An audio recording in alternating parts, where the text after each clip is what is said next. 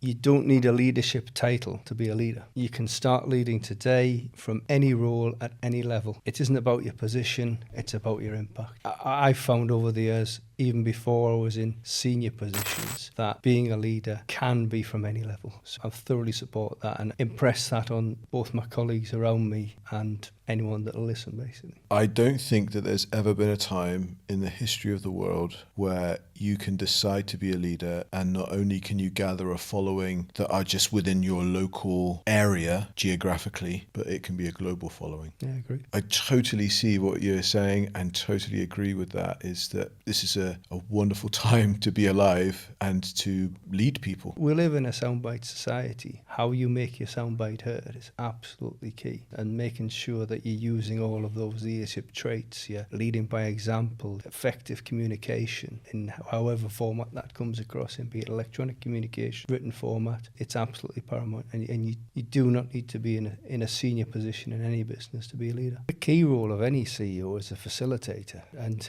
in essence making other people look good and bringing the best out of other people, and understanding what makes everybody tick so you can take those people on the journey with you. And also it's making sure that the people understand what you're about and also what the objectives of the business are. It's a lonely place. You have to let people in order for you to prosper, for them to prosper, for them to do well. I think the people do change their attitude towards you when you have a title. That is down to you to then make people understand that it's not about the title. It's about what you can bring to them and what they can bring to you. And I think it's when I took over the business back in 2019, it was a smaller family-run business that had aspirations to grow, which we've done now into an SME. And that's all because of the people. I've guided and I've led, but it's all because of the good people that we have around us. How do you find good people? It's difficult. You can see things in people that you have within the business, and you can build on that and mould people into how the business needs to function. But it's really, really challenging to find good people. You're never ever going to find perfection. I never aim to be perfect. It's just making sure that you can find the people that have a similar mindset, want to learn, want to grow. Some people outgrow the business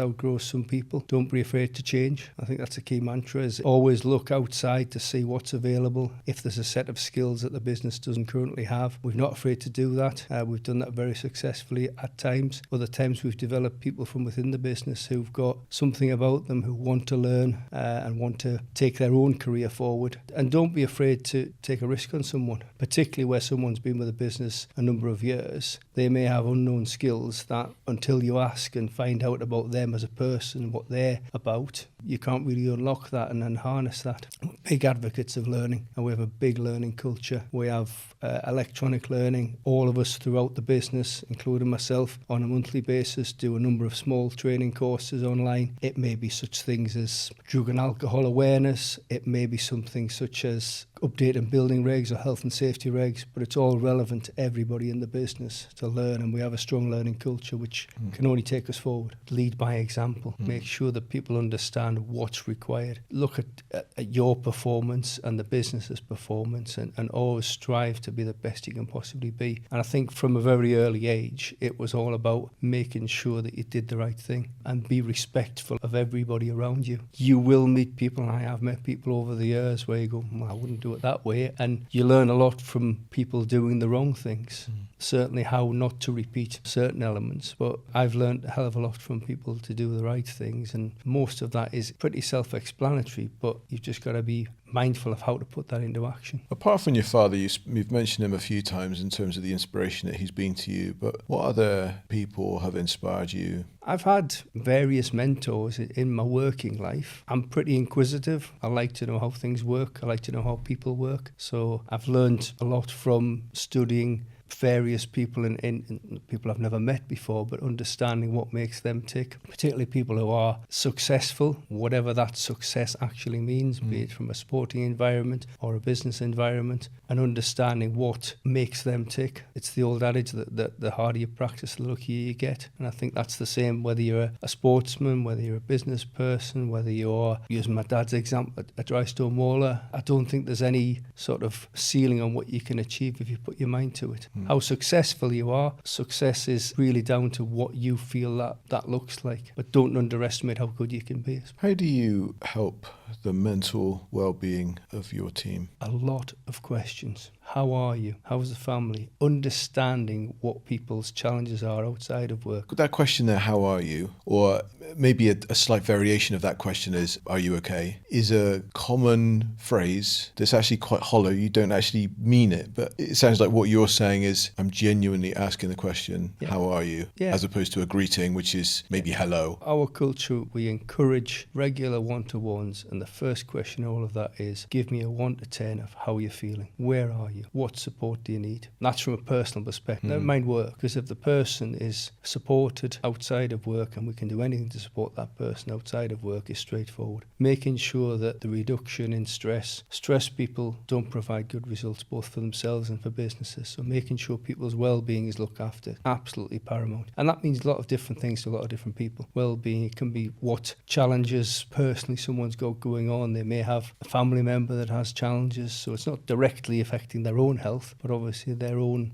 family issues may be actually affecting them and how they're dealing with that. You can always give someone help, and I think you get the respect back from help that you give people in spades of support of what the business needs. But it's probably paramount at the forefront of everything that we need to try and do is look after people's well-being. So when you ask people those questions, and when there's a genuine concern about how someone actually is, how often are people taken back by that and almost don't know how to take that or how to deal with that? Because it seems less common that organisations are interested genuinely in the people that work. To be honest, as people have joined us over the years, and we have occupational health support, we have helplines within our EHP programme, so making sure that people, if they want, have the availability to speak to someone, not myself or a colleague, but someone independent on a subject matter. It does take people aback when give the amount of information and the amount of support that we do. But once they've spent a bit of time with the business, they understand what's available. And these are small investments for the business. They're small numbers of £1,000 to cover the whole business. But the benefit to the person, particularly the occupational health, where someone's either got a physical problem or potentially a mental problem,